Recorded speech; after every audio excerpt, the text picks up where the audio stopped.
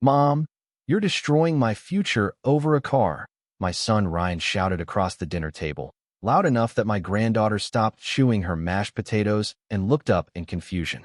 I didn't say a word. I simply folded my napkin and took a sip of iced tea. But that night, after everyone had gone home, I opened an old wooden box in the back of my closet, and what I found inside changed the way I saw my family forever. I'm Evelyn Parker. I'm 68 years old, and until that evening, I believed I knew the difference between love and obligation. I had spent most of my life putting other people first. After my husband Richard passed away 3 years earlier, I told myself that staying busy and helping my family would keep the loneliness away. Maybe I was wrong. It had started as a simple thing. My old Toyota Camry had nearly 220,000 miles on it. The air conditioning barely worked. The driver's side window got stuck every time it rained. Richard used to joke that the car would outlive both of us. But after he was gone, driving alone felt different.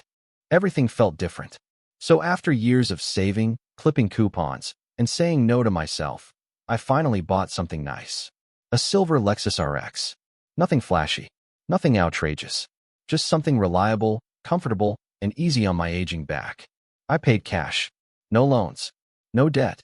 Money I had saved over decades. I remember smiling when I drove it home. It was the first major purchase I had made for myself in years. I thought Richard would have been proud. That Sunday, Ryan and his wife Melissa came over for dinner with Sophie.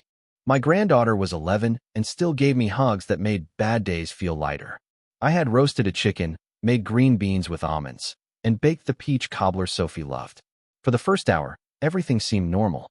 Ryan talked about work. Melissa complained about rising insurance rates. Sophie told me about her science project. Then Ryan looked out the window and froze. "Mom, is that your car?" he asked. I smiled. "Isn't she pretty?" Melissa set down her fork. "You bought a Lexus?" she asked slowly. I nodded. After 18 years, I figured I deserved something dependable. Ryan stared at me. "How much was it?"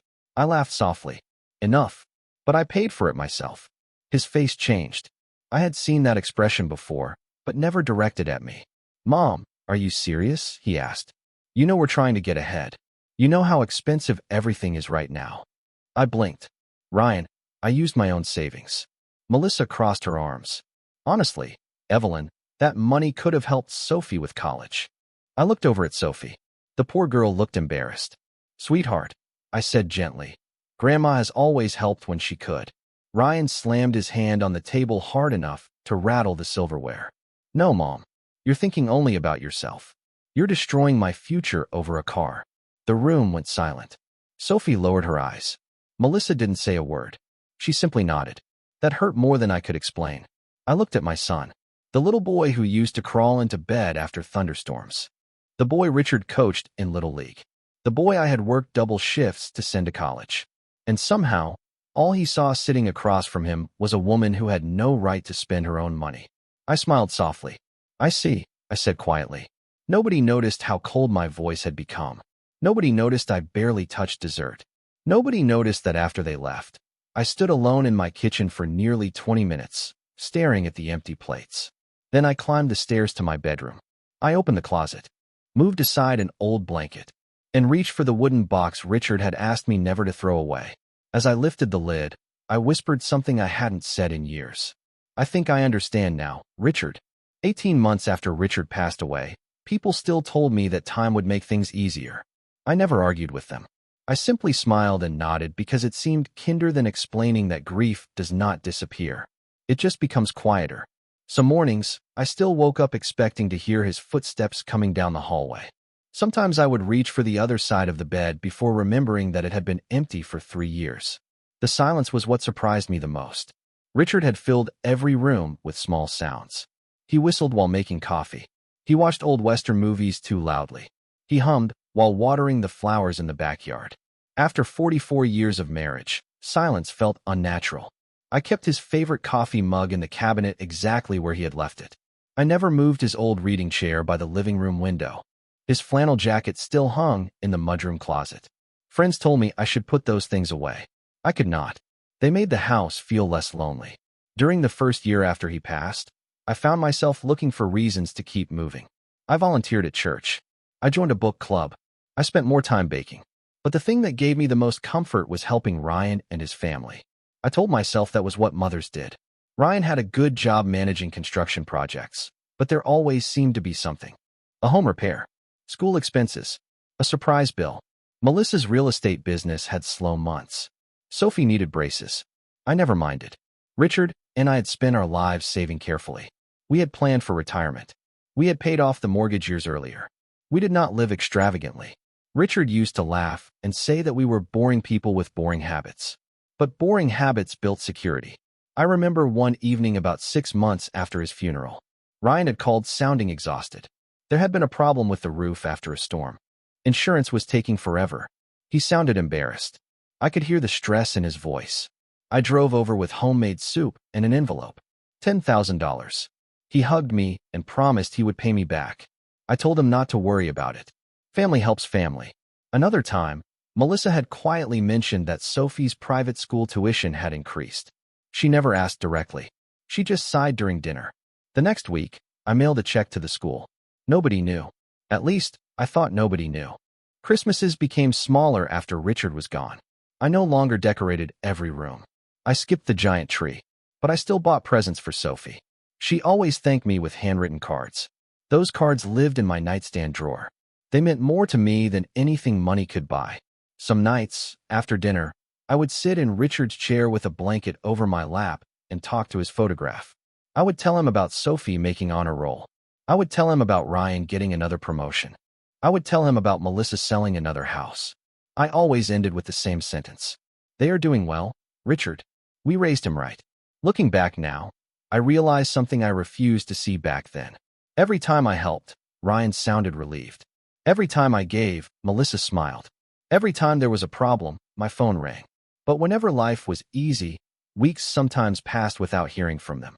I noticed it. Of course I did. But I ignored it. Because loneliness makes excuses for people you love. And because I missed Richard so much that taking care of his son made me feel like part of him was still here. Standing in my bedroom that night, holding the old wooden box Richard had saved for years, I suddenly remembered something he had said during one of our evening walks shortly before he retired. He had squeezed my hand and smiled. Promise me something, Evie. Promise me that after I am gone, you will not spend the rest of your life taking care of everyone except yourself. At the time, I laughed and called him dramatic. Standing there alone, with tears in my eyes and the box resting in my hands, I finally understood that maybe my husband had known me better than I knew myself. Early the next morning, sunlight filtered through the curtains in my bedroom, but I stayed sitting on the carpet with the wooden box beside me. I had not slept much. Memories kept coming and going like old songs on the radio. I finally lifted the lid and smiled through my tears. Richard had always been organized. Inside were folders, receipts, old photographs, and several envelopes labeled in his neat handwriting. One envelope simply said, "For Evelyn." I held it for a long time before opening it. But something else caught my attention first. Beneath the letters sat a thick blue notebook. I recognized it immediately. Richard used to call it our life book. Every major expense, every savings account, every investment, every retirement plan had been carefully recorded inside. We updated it together for years. After he passed away, I had forgotten all about it. I opened the cover and saw Richard's handwriting. The sight alone made my chest tighten. But what surprised me even more was that I had continued using the notebook after his death. Page after page contained my own handwriting. Checks, transfers, school payments, emergency loans, home repairs, vacation money, insurance premiums. I slowly turned each page. And for the first time, I stopped seeing isolated acts of love. I started seeing a pattern. 12 years ago, Ryan called because his old truck had broken down. $7,000. 10 years ago, Melissa wanted to upgrade her office furniture. For $1,000. 9 years ago, Sophie needed braces. $6,200. 8 years ago, Ryan lost money on an investment. $15,000. 7 years ago, there was a leak in the basement. $11,000. I kept turning pages. The amounts blurred together. Some payments were small. Some were enormous. But all of them had one thing in common. Every single time, I told myself it was temporary. Every single time, I believed they would eventually stand on their own. I made excuses for everything. Young families struggle. Inflation is hard. Unexpected things happen. Family helps family. I had repeated those words so often they became prayers. Around 10 o'clock that morning, my phone rang. It was Melissa. I stared at the screen before answering. Her voice sounded cheerful. Too cheerful. Good morning, Evelyn. We were thinking about Sophie. Her summer camp deposit is due next week. I know things got a little emotional yesterday, but Ryan did not mean it. I sat quietly. I see, I answered.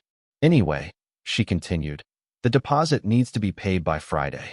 You know how much Sophie loves that camp. Not once did she ask how I felt. Not once did she apologize. She simply assumed life would continue exactly as it always had. I told her I would think about it. Her voice immediately changed.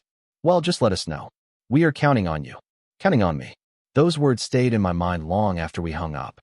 Not loving me. Not appreciating me. Counting on me. Around noon, I drove to the grocery store. As I loaded bags into the trunk of my Lexus, I noticed my friend Linda Hayes waving from 2 spaces away. Linda and I had known each other since high school. At 70, she still wore bright colors and never missed a chance to laugh. She looked at my face and frowned. Evie, what happened? She asked. We sat at a diner afterward. Coffee. Turkey sandwiches. The usual. I told her about Ryan's outburst. About Melissa's phone call. About the notebook. Linda listened without interrupting. Then she quietly asked one question. Honey, when was the last time someone called just to ask how you were doing? I opened my mouth. Nothing came out. She nodded gently. That is what I thought. Then she reached across the table and squeezed my hand. You know what your problem is, Evelyn? She asked softly. You spent so many years being grateful that people needed you, that you never noticed they stopped seeing you. I looked out the diner window. Cars passed by. People hurried along the sidewalks. Life kept moving. And suddenly I realized something terrifying. I could not remember the last time Ryan had called without needing something. And for the first time in years, that truth hurt more than loneliness. After leaving the diner, I drove home with Linda's questions still echoing in my mind. When was the last time someone called just to ask how I was doing? I wished I had an answer. I truly did. But somewhere between losing Richard and trying to hold everyone together, I had stopped paying attention to what I was receiving and focused only on what I was giving. That evening, I sat at the kitchen table with the blue notebook open in front of me. The same kitchen where Richard and I had shared coffee every morning for decades. The same table where Ryan used to do his homework while I cooked dinner. The memories were warm. But some memories felt different now. They carried shadows I had ignored. I remembered the Christmas 5 years earlier when Melissa had insisted they celebrate at their house. I had spent 3 days baking pies and cookies. I arrived carrying containers and presents, only to discover that everyone had already eaten. Melissa smiled and said they thought I might be tired and did not want me driving after dark. I smiled back and pretended it did not hurt. I remembered Sophie's 8th birthday party. Melissa had forgotten to tell me the time changed. By the time I arrived, the candles had already been blown out. Ryan apologized and blamed a misunderstanding. I believed him. I remembered bringing homemade lasagna after Ryan caught the flu. Melissa barely looked up from her phone. She thanked me and immediately mentioned that their water heater needed replacing. 3 days later, I paid for it. Looking back, I realized something strange. Their conversations always seemed to circle back to problems. Expenses, bills, emergencies. There was always something. At first, I blamed myself for thinking such thoughts. Good mothers do not keep score. That was what I always believed. But the notebook did not lie. Neither did memory. 2 days later, Ryan called. I almost let it go to voicemail. Almost. Hey Mom, he said casually. Listen, I have been thinking. You know I did not mean what I said. I waited. Anyway, Melissa says Sophie still needs that camp deposit before Friday. There it was. Not an apology. Not regret. A transaction. I closed my eyes. Ryan, I said softly. Do you remember my birthday last year? There was silence. Of course, he answered. Well, not exactly the date, but I smiled sadly. It was in April. Another silence. Right, he said awkwardly. Things were crazy. I looked out the window at Richard's rose bushes. They needed trimming. He always handled that. Ryan, do you know how I spent my birthday? He hesitated. No, neither do I answered quietly. Because nobody asked. He laughed nervously. Mom, come on. Do not make this into something bigger than it is. Bigger than it is. I heard those words and suddenly remembered another conversation from years ago. Richard, and I had been sitting on the porch swing one summer evening. He had watched Ryan and Melissa loading groceries into their car. Then he looked at me and said something I had dismissed at the time. "Evie, I worry sometimes that we are helping too much." I laughed and told him parents never stop helping. Richard smiled. "That is true, but children should feel gratitude, not entitlement." I remember teasing him for sounding old-fashioned. Now, years later, I could still hear his voice. Entitlement. I never liked that word. It sounded harsh, ugly.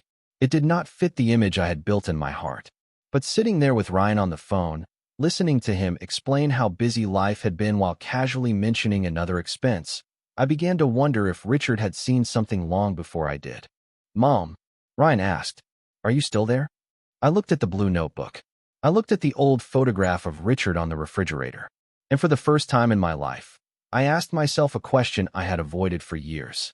What if helping them had slowly taught them that my love came with a price tag I was expected to pay forever? 18 months before he passed away, Richard had started organizing things in ways I never understood. He labeled folders, updated insurance documents, made lists. At the time, I teased him for behaving like an accountant preparing for the end of the world. He would just laugh and tell me that peace came from knowing where everything was. Sitting alone at the kitchen table that evening, I finally opened the envelope marked for Evelyn. The paper inside was folded neatly. I recognized his handwriting immediately. My fingers trembled. Richard had always written with blue ink. Always. I smiled through tears as I unfolded the pages. The first line made me laugh softly. "If you are reading this, sweetheart, then I was right about you." That sounded exactly like him. He continued by saying that he knew me better than anyone. He knew I would keep giving. He knew I would hide my loneliness by taking care of everybody else. And he knew I would probably ignore my own needs because that was simply who I was. But one sentence made me stop breathing for a moment. "Do not disappear while keeping everyone else alive." I read those words 3 times, then 4, and suddenly I remembered the last vacation we took together. A little cabin in Tennessee. Nothing fancy. We sat on rocking chairs overlooking the mountains while he held my hand and asked me what I wanted to do after retirement. I laughed and told him I wanted to help Ryan and spoil future grandchildren. Richard smiled. "That sounds wonderful, Evie. But promise me you will not forget that you are still a person with dreams too." I never answered him properly. I just kissed his cheek and laughed. Looking around my quiet kitchen, I realized something painful. I had forgotten my dreams. Somewhere along the way, I stopped being Evelyn. I became Mom, Grandma, the emergency fund, the solution, the safety net. But I had stopped being me. The next afternoon, I drove to the bank to organize some paperwork. As I was leaving, I bumped into Martha Collins. She had lost her husband around the same time I lost Richard. Martha looked happier than I remembered. She wore bright earrings and talked excitedly about her trip to Maine. "You should come with us next fall," she said. "A bunch of widows from church are renting cabins." I laughed. "I do not know." Martha smiled. "Evelyn, life did not end because our husbands left us too early." Her words stayed with me all the way home. That evening, Melissa called again. "Evelyn, I forgot to mention something. Ryan's office lease is increasing. We might need help next month if things get tight." I almost laughed. Not because it was funny, because I suddenly realized something. There was never an ending. There was always another problem, another emergency, another favor, another reason why I should wait before enjoying my own life. I thought about the Lexus sitting in the driveway. I thought about Richard's letter. I thought about Martha planning vacations while I planned everyone else's expenses. "Melissa," I said gently, "do you remember when I started helping you and Ryan?" "Of course," she answered quickly. "You have always been wonderful." Wonderful. Such a pretty word. I smiled. "Do you know how much I have helped over the years?" Silence. Then she laughed nervously. "I never kept track. But I had." The blue notebook sat beside me on the table. 12 years. Every check. Every transfer. Every school payment. Every emergency. Every Christmas. Every promise that things would get easier. I looked down at the pages and added the numbers for the first time. When I finished, I sat frozen. $417,000. I whispered the number aloud. $417,000. Enough to buy dreams. Enough to travel. Enough to live. Enough to stop worrying. And suddenly, for the first time since Richard died, I heard his voice in my memory. Not loud. Not angry. Just gentle. "Evie, sweetheart, If they need you this much after all these years, maybe they do not need your money. Maybe they just got used to having it. And sitting alone in the quiet house we built together, I realized my husband had been trying to protect me long after he was gone. For 3 days, I did nothing. I did not make dramatic decisions. I did not call Ryan. I did not argue with Melissa. I simply lived quietly. Every morning, I watered Richard's roses. I made coffee and sat on the porch swing. I watched squirrels run across the fence and listened to birds singing in the maple tree he planted 20 years ago. Life felt strangely peaceful, almost guilty, like I was doing something wrong by sitting still. On the 4th morning, I opened the blue notebook again and made a list. Not of everything I had given. A different list. Everything I was still paying for. Sophie's private school tuition. Ryan's office lease assistance. Their family cell phone plan. Melissa's business internet account. Annual vacation money. Emergency savings transfers. Car insurance. There were more things than I expected. I stared at the paper and actually laughed. Not because it was funny, because I realized I had become invisible inside my own generosity. Later that afternoon, Linda stopped by with blueberry muffins. We sat at the kitchen table while sunlight streamed through the windows. She listened as I showed her the list. Her eyes widened. "Evie, this is not helping," she said softly. "This is parenting adults who forgot how to stand on their own." I looked down at the paper. Maybe I spoiled them. Linda shook her head. "No, you love them. There is a difference." But somewhere along the line, they stopped saying thank you and started saying when. I knew she was right, because I could not remember the last time Ryan had asked if I needed anything. The last time Melissa called just to chat. Everything had become about schedules, payments, obligations, and needs. Their needs. Never mind. That evening, Sophie called. Hearing her voice always brightened my day. "Grandma, are you coming to my piano recital next month?" she asked excitedly. "Of course, sweetheart," I answered. "Would not miss it." Then she paused. "Mom says summer camp might not happen if things do not work out." I smiled gently. "Adults worry about lots of things, honey." There was another pause. Then she whispered something that made my heart ache. "I hope they are not mad at you because of the car. I think it is pretty." I laughed softly. "Thank you, sweetheart. Grandpa always said you deserved nice things," she said. "I remember because he said that when you got your new recliner." Tears filled my eyes. Even at 11 years old, Sophie remembered kindness better than adults did. After we hung up, I sat quietly for a long time. Richard's photograph smiled at me from the bookshelf. I remembered how much he loved that little girl. He used to sneak extra cookies to her when Melissa was not looking. He always said Sophie had a good heart.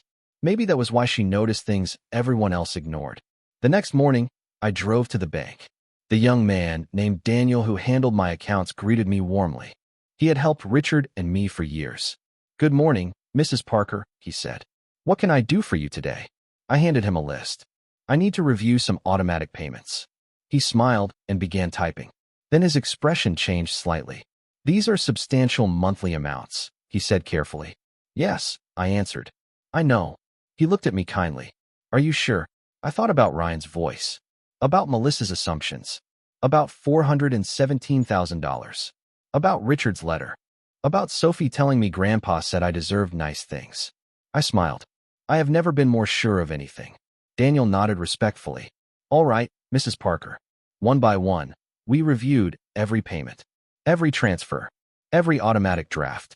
I felt strangely calm. Not angry. Not bitter. Just calm. Because for the first time in years, I realized I was not taking something away from my family.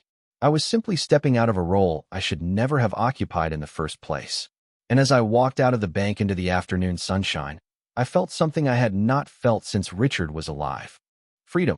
Nothing happened for 6 days. That was what surprised me the most. The world did not collapse. The sky did not fall. I watered the flowers. I went to church. Linda and I had lunch twice. I even started reading a mystery novel I had abandoned months earlier. Life was peaceful. Then Tuesday morning arrived. I was folding laundry when my phone rang. Ryan. I smiled sadly before answering. "Good morning, sweetheart." He sounded distracted. "Mom, did something happen with the phone account?" I folded another towel. "What do you mean?" "Melissa says the payment bounced. We got messages from the carrier." I sat down calmly. "I changed some things at the bank." Silence. "Change some things," he repeated. "What does that mean?" "Exactly what it sounds like." Another silence. Then nervous laughter. Well, okay. Must be some mistake. Can you call them? No, Ryan.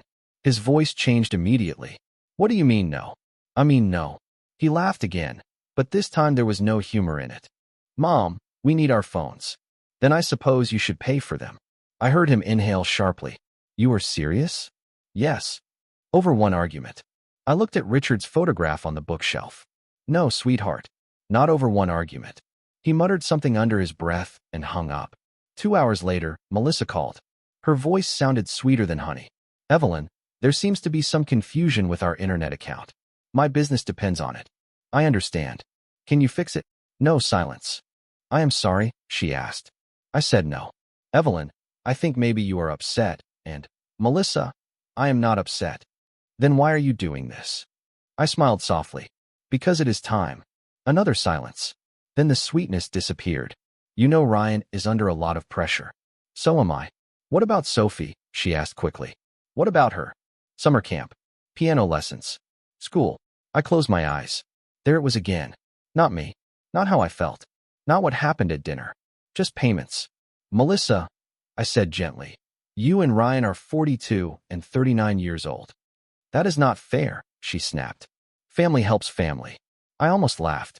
Yes, I answered quietly. Family does help family. Then I ended the call. The next day, another phone call. Then another. Car insurance. Office lease assistance. Vacation fund. Small things. Large things. Every time, the conversations followed the same pattern. Confusion. Anger. Bargaining. Nobody asked if I was lonely. Nobody mentioned Richard. Nobody apologized. Nobody said they loved me. They simply wanted life restored to normal.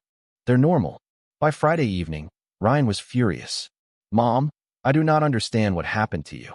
I stood in my kitchen looking out at the backyard. Nothing happened to me.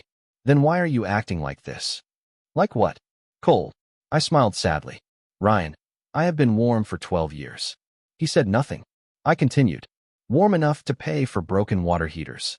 Warm enough to cover office expenses. Warm enough to pay tuition. Warm enough to help with vacations. Warm enough to keep saying yes. You are making me sound ungrateful. I closed my eyes. No, sweetheart. I am not making you sound like anything. Another long silence. Then his voice softened. Mom, Melissa is worried. I almost laughed.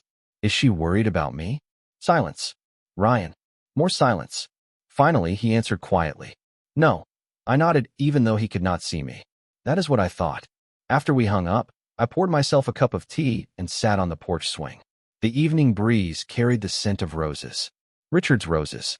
I looked up at the stars and smiled. Because for the first time in years, I was hearing something I had not noticed before. Not accusations. Not complaints. Not emergencies. Just silence. And strangely enough, silence no longer felt lonely. It felt honest. 10 days after I walked out of the bank, Ryan showed up at my front door without calling first. I saw his truck through the living room window and quietly put down my tea. Richard used to say that unexpected visitors rarely brought peace. When I opened the door, Ryan looked exhausted. There were dark circles under his eyes and worry lines I had never noticed before. For a moment, all I saw was my little boy. Then I remembered the man who had sat across from me and accused me of ruining his future because I bought myself something nice. Mom, he said softly, can we talk? I invited him inside. He sat at the kitchen table while I made coffee. Neither of us spoke for several minutes. Finally, he looked at me and sighed. Things are falling apart. I nodded but said nothing. The office rent increased. Melissa had to put some expenses on credit cards. The summer camp deposit is due. Insurance payments are behind. Everything is happening at once. He rubbed his forehead. I do not understand why you are doing this. I placed his coffee cup in front of him and sat down. Ryan, do you remember your first bicycle? He blinked. What? Your first bicycle. You were 7 years old. You crashed into Mrs. Henderson's mailbox. He laughed softly despite himself. Dad was furious. No, I corrected gently. He was worried. And after he fixed the bicycle, do you remember what he told you? Ryan smiled faintly. Take care of what you have. Exactly. I folded my hands. Your father spent his whole life teaching responsibility. But somewhere along the way, I taught you something different. Ryan frowned. What are you talking about? I stood up and brought the blue notebook from my bedroom. I placed it on the table. Read. He looked confused. Mom, what is this? Read. Slowly, he opened the cover. At first, his expression stayed neutral. Then his eyes moved faster. His face changed. "What is all this?" he whispered. "Your life?" I answered quietly. "Or at least the parts one paid for. Page after page. Year after year. Every check. Every transfer. Every emergency. Every promise." He kept turning pages. I watched his face lose color. "Mom," he whispered, "this cannot be right." $417,000, I answered softly. I counted twice. His eyes widened. "No, yes." He sat frozen. I had no idea. I smiled sadly. "That is because I never wanted you to know." He looked down again. "The braces. The roof. The school. The office furniture. Yes. The vacations. Yes. Even the truck. Yes." Ryan looked like someone had removed the floor beneath him. He rubbed his eyes and whispered, "Why?" I almost laughed. "Because I loved you." Silence filled the room. Then something happened that neither of us expected. Sophie came running through the front door.